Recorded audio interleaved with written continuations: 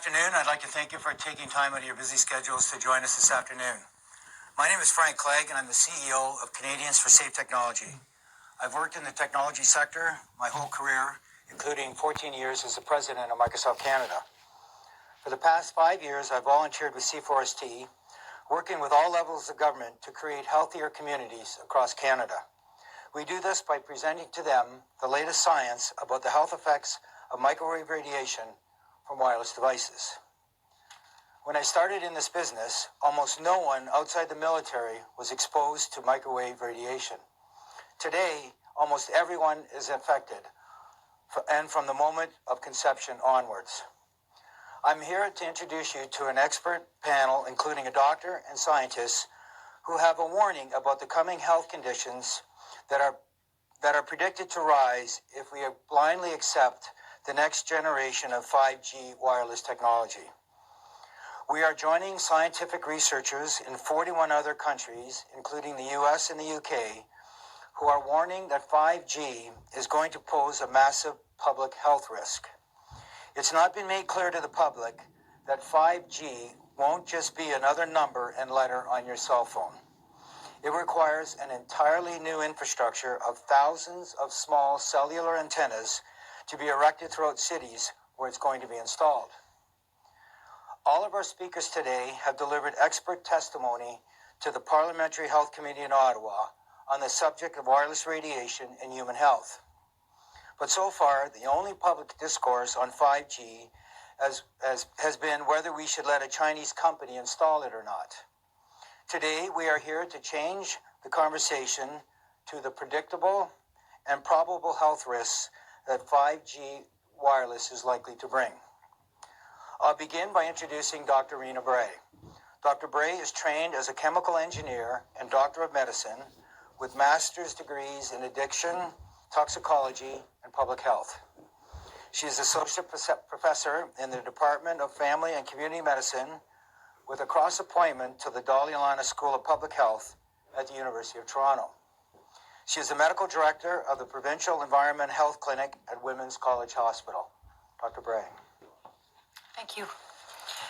Over the past 15 years at our Provincial Environmental Health Clinic, we have been assessing an increasing number of vulnerable patients who have been referred from across Ontario, including but not limited to Toronto, Hamilton, London, Windsor, Ottawa, Sudbury, Thunder Bay, and Timmins, and those who suffer from the adverse effects brought on by electromagnetic exposures, most commonly to non-ionizing radiofrequency radiation. These sources include cell phones, Wi-Fi, an increasing number of wireless radiation-emitting consumer devices, and cellular communication towers. More and more doctors are becoming aware of this condition, as demonstrated by the rise in the number of referrals. The most prevalent symptoms include headache, fatigue, decreased ability to concentrate, tinnitus, irritability, and insomnia. Impacts on the heart and the nervous system are also of great concern. Because of these symptoms, some people have been forced to quit their jobs or have had to take time off work or experienced reduced productivity. At the Environmental Health Clinic, we help them to identify the cause of their symptoms and educate them in order to minimize exposures and therefore recover more readily. We see people from all walks of life, including teachers, students, government workers, and business people. We are concerned that the upcoming introduction of 5G will significantly increase the proximity and extent of exposure to microwave radiation in Ontarians. We predict that the number of people who develop the symptoms I just mentioned will rise in the places where 5G is first installed. Tomorrow, on May 31st, Women's College Hospital in Toronto will host a full-day symposium for healthcare providers across Ontario to discuss the science behind the health effects of wireless radiation and to show healthcare providers how to identify and manage the increasing number of people suffering from it. It is important to explain today what 5G means to people who aren't yet sensitive to microwave radiation or maybe aren't aware that they are sensitive. Many more people have symptoms that they don't know how to attribute to wireless radiation exposure. I'd like to introduce Magda Havas to explain the elevated risks associated with wireless 5G. Dr. Havas is a professor emeritus at Trent University. In the early days of her career, Dr. Havas informed all levels of government about acid rain, before the politicians understood how dangerous it was. Her more recent work was linked to microwaves from cell phones and Wi-Fi to heart irregularities, including tachycardia. Dr. Havas is internationally recognized for her research in this field. She has written almost 200 publications and has lectured at universities and medical conferences in 30 countries. Most recently, she has been researching the public health implications of 5G. Dr. Havas. Thank you very much, Frank. 5G, the fifth generation technology, and the Internet of Things promises faster download speeds and the ability to have such conveniences as driverless cars and a host of applications most of us haven't even dreamt of. The Toronto-Montreal corridor will be one of the early test sites in Canada, and millions of people are going to be exposed to a new type of radiation called millimeter waves. These are an integral part of the 5G technology. This will bring with it an additional layer of microwave exposure. There will be thousands of new antennas installed. Small cell antennas could be placed as close as every third hydro pole, and local planning authorities and people who live in these areas will have absolutely no say regarding their deployment. What the telecom industry has not mentioned in all of the advertising about 5G is that these are new frequencies that have been never tested for their long-term biological and health effects. Millimeter waves are currently being used in airport scanners and by the U.S. military as a form of crowd control. The name of that system is called the active denial system. At high intensities, these waves cause intense heat and pain, since sweat glands on the surface of our skin act like miniature antennas. At lower frequencies, scientists are predicting damage to eyes, loss of insect populations which are already declining, antibiotic resistance in bacteria, and physiological effects on the nervous system and on the immune system. Living in a city like Toronto could become very difficult for a lot of people. When I was younger and researching acid rain, there was very little microwave exposure except near airports and near radar installations, because there is no natural generation of it on Earth, and what comes from outer space is weak. Levels of microwave radiation today are trillions of times higher than they were even 50 years ago. 5G transmitters will radiate 24 hours a day, and so close to homes it will be difficult, if not impossible, to avoid constant exposure. And this is in addition to what we are already exposed to with cell phones, tablets, Wi-Fi, video games, smart meters, and an increasing number of smart appliances in our homes. Deployment of 5G is particularly disturbing to those who have already developed sensitivity to electromagnetic pollution. In addition to the hundreds of patients being assessed at Dr. Bray's Environmental Health Clinic in Toronto, as many as 1 million people in Canada are believed to be sensitive, and this number is likely to increase with increasing exposure.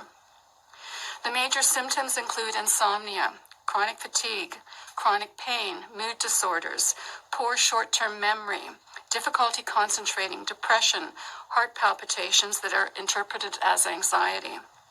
Symptoms also include skin problems, dizziness, nosebleeds, elevated blood sugar, and in extreme cases, loss of consciousness. Microwave frequencies are also shown in scientific studies to contribute to cancer and to damage sperm.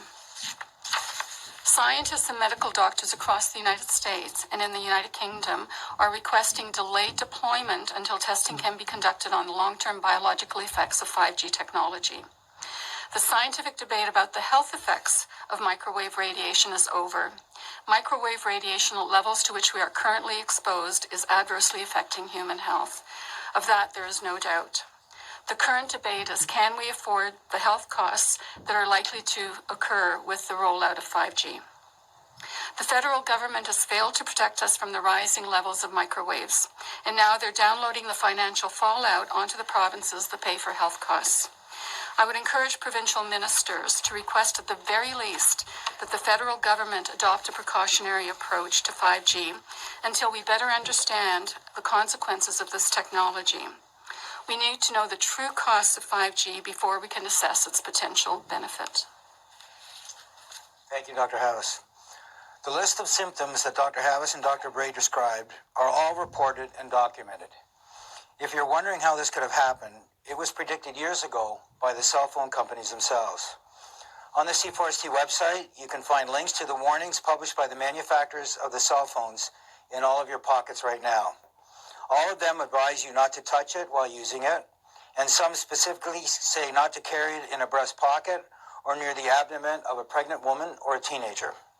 Unfortunately, those warnings are so small or buried inside the settings of your phone that most people never see them. We can't pretend that the convenience of having this technology is without cost, especially when the manufacturers of every cell phone are already admitting the danger in fine print. The wireless 5G world that Dr. Havas has just described, one with enough constant radiation to run a city full of driverless cars, can actually be considered trespassing and a theft of a right to a healthy life. When we wonder if something is harmful, we look to the authorities to determine that things are safe for us. In 2011, the World Health Organization, through the International Agency for Research on Cancer, classified radio frequency radiation, that the blanket name for the type of signal employed by cell phones, cell towers, and Wi-Fi, to be a Class 2B possible carcinogen. That means there is enough firm and reliable scientific evidence to state that wireless radiation may give you cancer.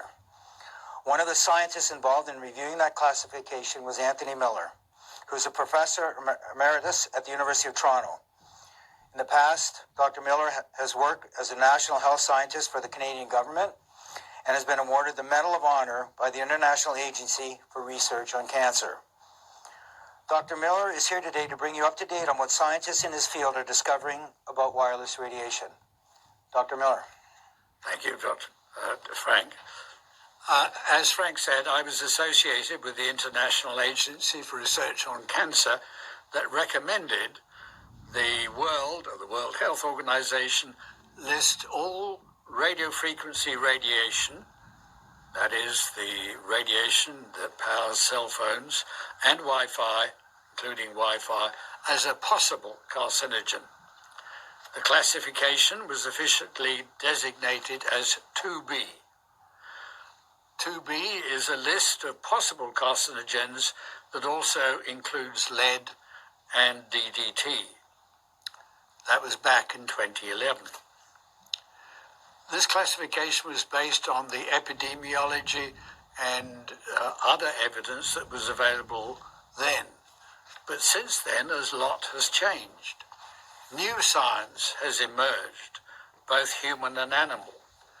Human, by new analyses of some of the studies that were performed before, including the Canadian participation in what was called Interphone, new updated analyses of the studies in Sweden, Sweden being one of the first countries to introduce cell phones and therefore having people with the longest exposure, and they have demonstrated that the longer exposure, the greater the risk.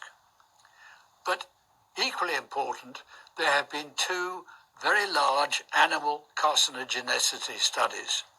Now, we learnt more than 20 years ago, 30 years ago, I was involved in some of this in Canada, that we should not allow companies to introduce new chemicals without them first being tested for the possibility of carcinogenicity. There is every reason why such a requirement should be placed on companies that propose to introduce new radiation which will expose all of us.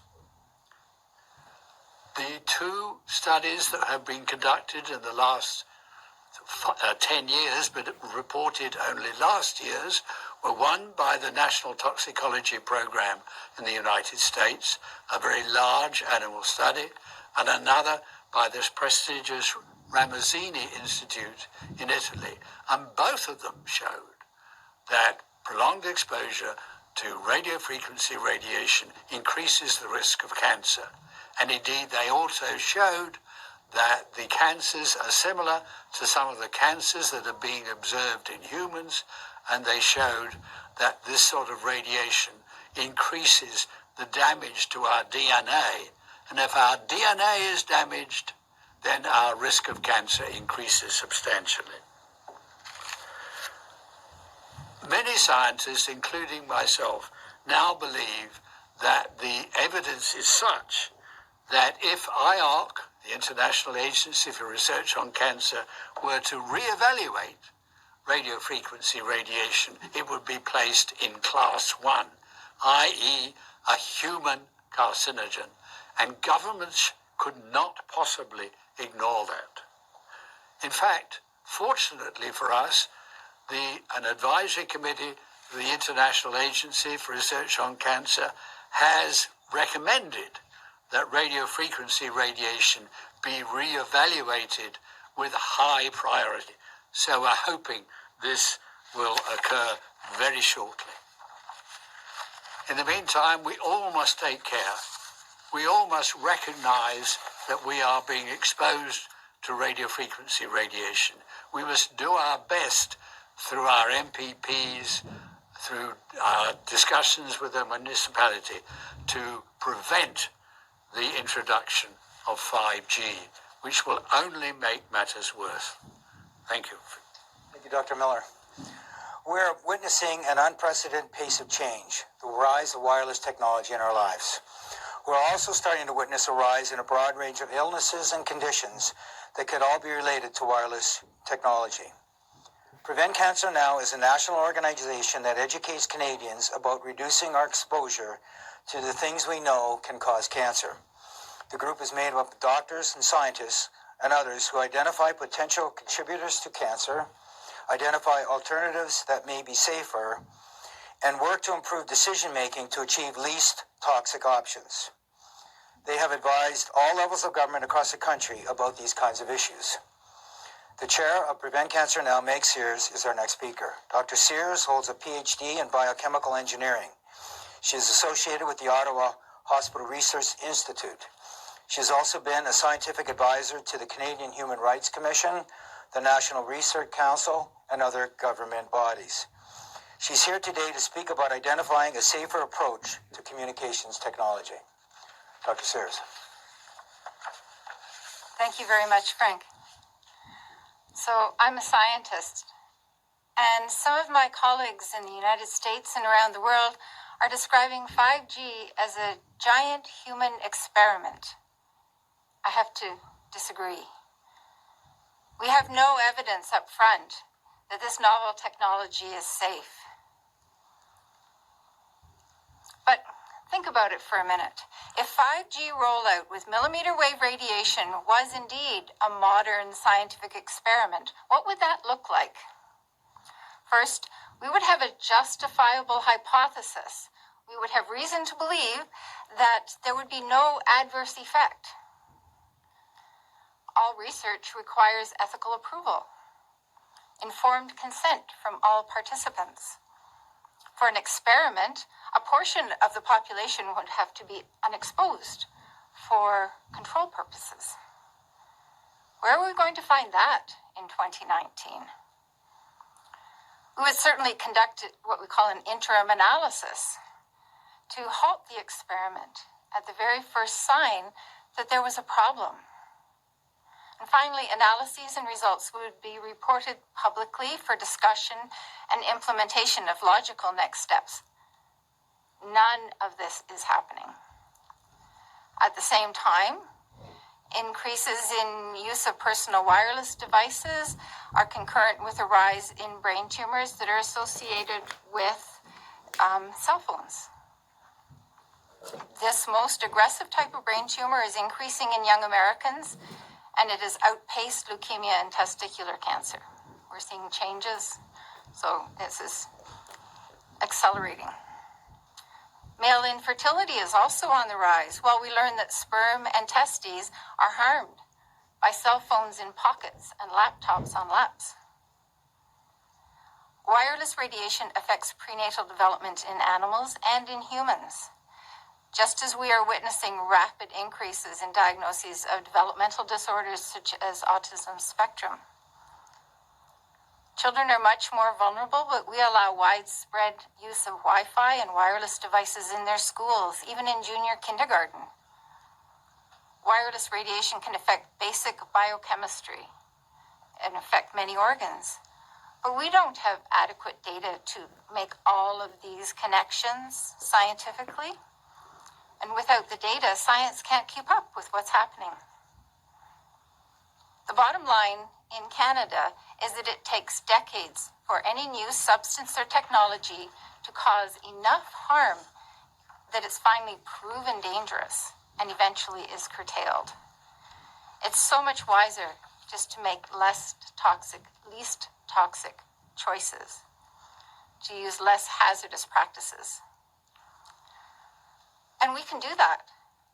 Our recommendation is to invest in fiber optic cables, known technology, through communities within buildings across Canada. Fiber is already rolling out as a backbone of communications through Canadian centres, but it's not extending always to the fingers and the toes, and that's what we need. Communications via fiber is at least as rapid, it is secure, it's reliable, and it's harmless compared with the wireless radiation. What's more, signals through wire or fiber require much less energy. Powering 5G technology is projected to be a major contributor to greenhouse gases at a time when the national imperative is to reduce these gases to blunt climate chaos. We have enough evidence that this unprecedented technology has potential for unprecedented impacts on our health. 5G is not an ethical scientific experiment. But if it wasn't an experiment, our hypothesis, our theory would be that it would most likely cause significant stress on public and environmental health in Ontario. We definitely can communicate better and more safely with largely fiber-based technologies. Thank you. Thank you, Dr. Sears. As you can see, this is a public health warning that we take very seriously. Ontario doctors are already counting the sick and injured from exposure to wireless devices. Despite all this current science, clinical observations, and evidence, Public Health Ontario has not updated its approach to wireless radiation in 9 years. This is the terrain on which 5G is coming. The public is getting sick, and the government is not up to date with the science. I'm not aware of any attempt by my or related industries to establish the safety of upcoming or even current wireless products. They simply state that they meet federal safety guidelines, which I now understand are over 40 years out of date. I concur with Dr. Sears that we can do a lot better. There are scientists in 42 countries, including Canada, warning about 5G. The doctors and scientists here today are not alone. Some municipal jurisdictions in Belgium and Italy have placed a moratorium on 5G. This week, the global insurance underwriter Swiss Re published its annual forecast and highlighted 5G as an upcoming insurable health concern globally in the next 3 years.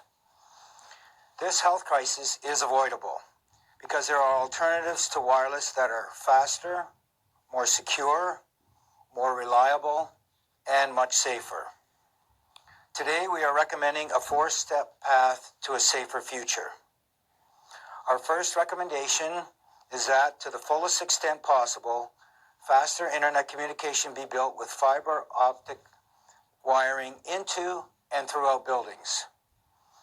We also recommend that if wireless 5G is built in our neighborhoods, the appropriate government ministries commit to early detection of any health effects. This can be done by monitoring and reporting through public health agencies, giving a special consideration to children who are the most vulnerable.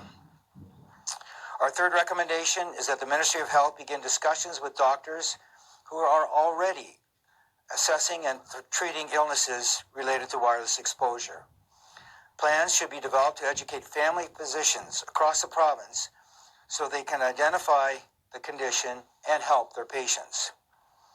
Our fourth and final recommendation is that the Ontario Ministry of Health and the Ontario Ministry of the Environment manage independent safety testing on wireless 5G before it is allowed to be installed in Toronto or anywhere else in the province. If Toronto is to be an early adopter of 5G, then Toronto will also be the location where illnesses first begin to rise. It would be fiscally responsible for the province to consider that all companies applying to install 5G infrastructure also be obliged to pay for any measurable increase in the cost of healthcare in Ontario, especially if they first can't guarantee its safety. Since the province has to pay for healthcare, it has a right to demand this technology be properly tested for safety. It also has an obligation to protect people anywhere in Ontario. Today, we are joining the hundreds of scientists and doctors from dozens of countries who say there is enough evidence to predict a rise in illness and a rise in healthcare costs if we allow 5G to be rolled out without question. A copy of today's proceedings, along with scientific citations, is being sent to the Office of the Premier, the Minister of Health, Finance, and Environment. Finally, in anticipation of the medical symposium tomorrow at Women's College Hospital, some of their patients who have attended today to provide a window into how they live with the effects of microwave radiation. These individuals are the proverbial canaries in the coal mine, the more sensitive among us whose symptoms emerged during the first round of cell towers and Wi-Fi. David Fancy is a professor in the Department of Drama at Brock University in St. Catharines, Ontario. Melissa Chalmers is a commercial airline pilot who has been off work for several years after being injured by microwave radiation from cell towers behind her home. They have come here today in case anyone wants to speak directly to someone who is living with the long-term effects of electromagnetic injury. They and others who suffer from the effects of wireless radiation will also be at the symposium tomorrow, and members of the medium are very welcome to attend. It is at Women's College Hospital, just across the street at 76 Grenville. It begins at 8 a.m. and runs for the day. For the benefit of medical practitioners, the event will be live streamed via the OTN, the Ontario Telemedicine Network, at otn.ca, so they can learn more about how to identify EMF-susceptible individuals and manage their care properly. I thank the doctors and scientists who came to speak to all of us today, and I thank you for coming and listening. If you have any questions, please direct them through me to the speakers. Thank you. Melanie Glantz from CBC. Is Women's College actually involved with the symposium? Are they putting it on, or you're renting the space at Women's College? They're supporting our symposium. They're not putting it on. The Environmental Health Clinic is putting it on, and they're supporting our initiative. And they're supporting your being here today? Yes. Or? Okay. And do you agree with everything that you heard here today as far Yes, as I what do. the research says? Yes. Okay. And so what exactly is it that you want the province to do or the government to do regarding Well, 5G? I think there needs to be a moratorium, and I think that there needs to be a space for dialogue, a time to get scientists and doctors together and government officials together, policymakers, to discuss next steps and to move ahead prudently rather than just roll this out without any thought about the implications and health impacts on our public.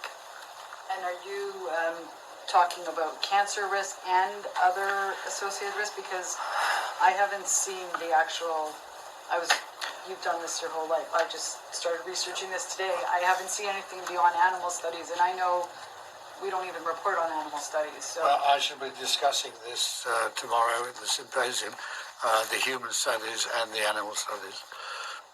So that You can share now. I thought I just said that earlier. I mean, Can you send me those studies that you're going to be talking about?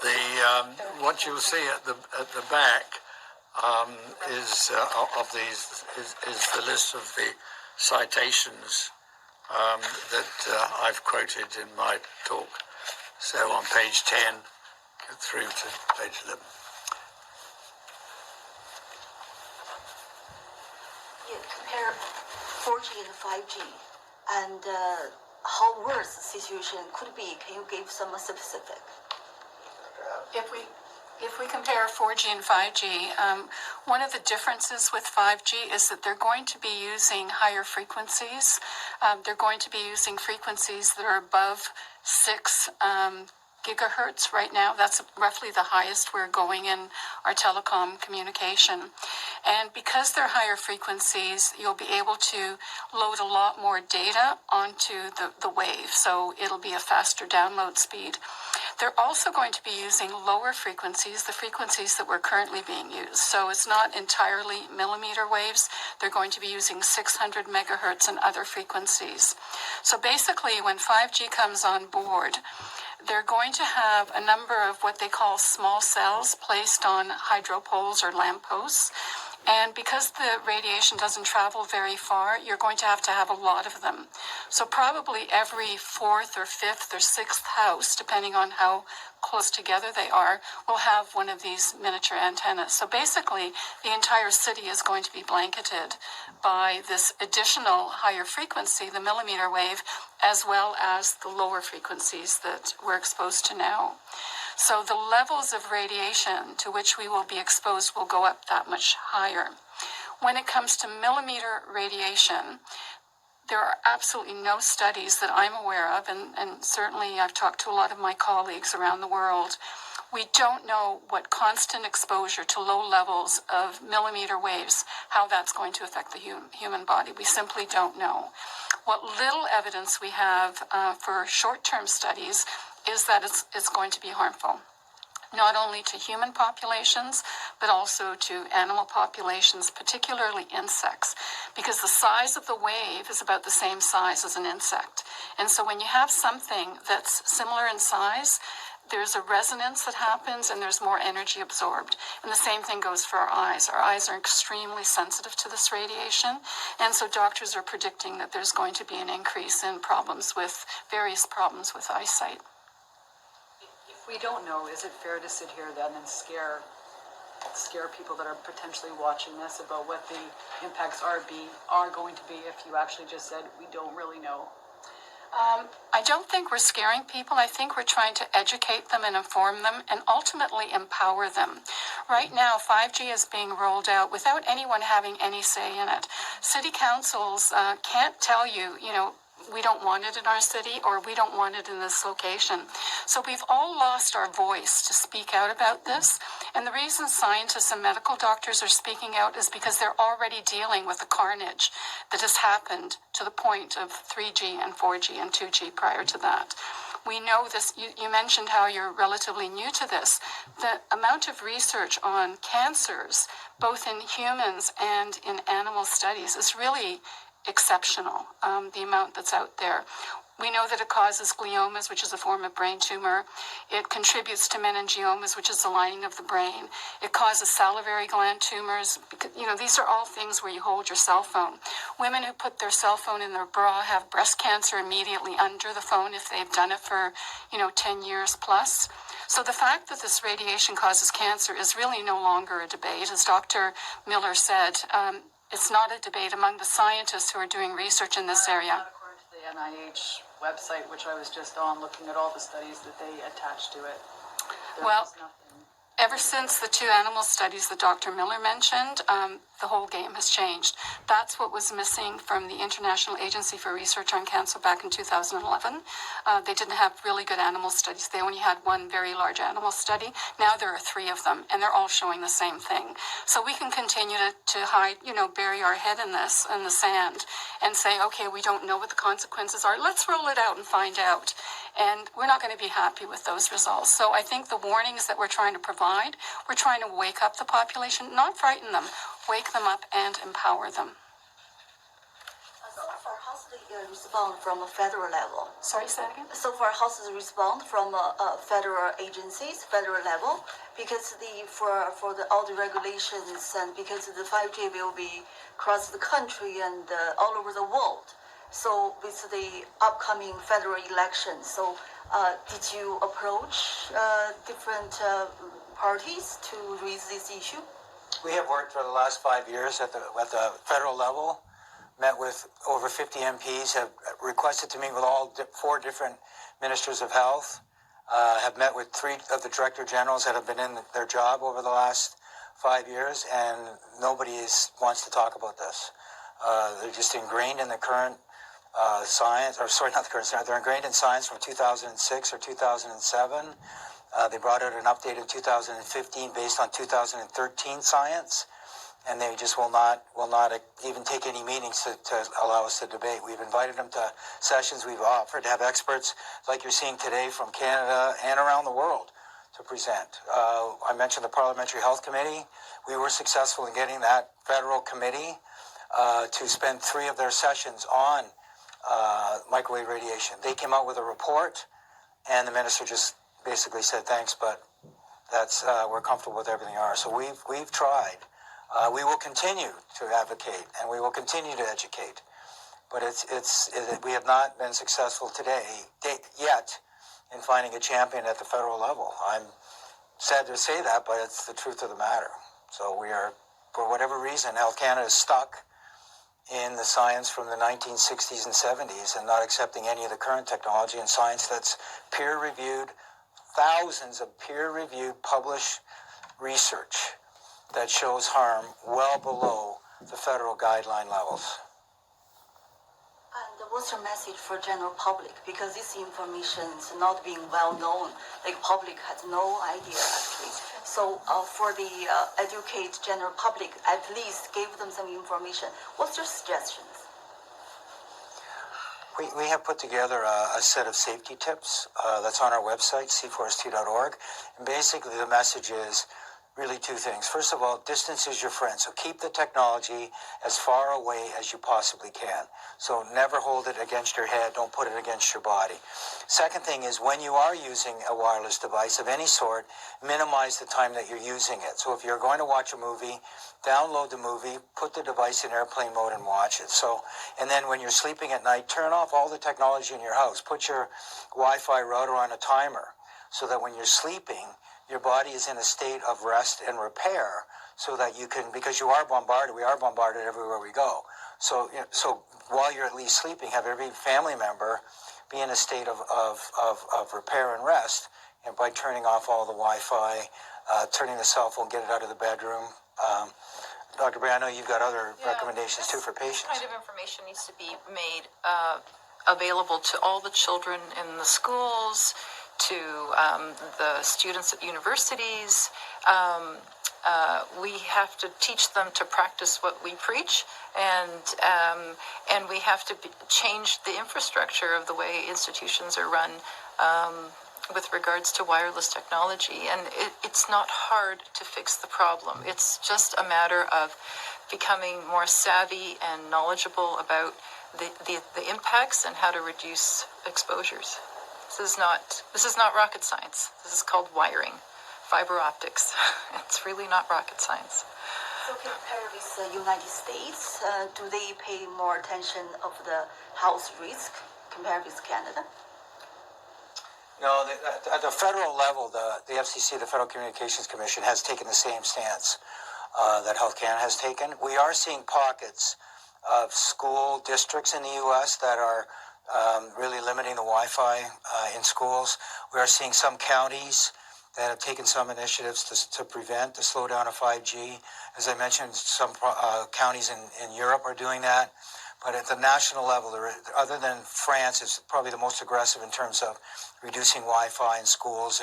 And Belgium restricts the marketing of cell phones to children. Taiwan, it's illegal to give a 2-year-old child a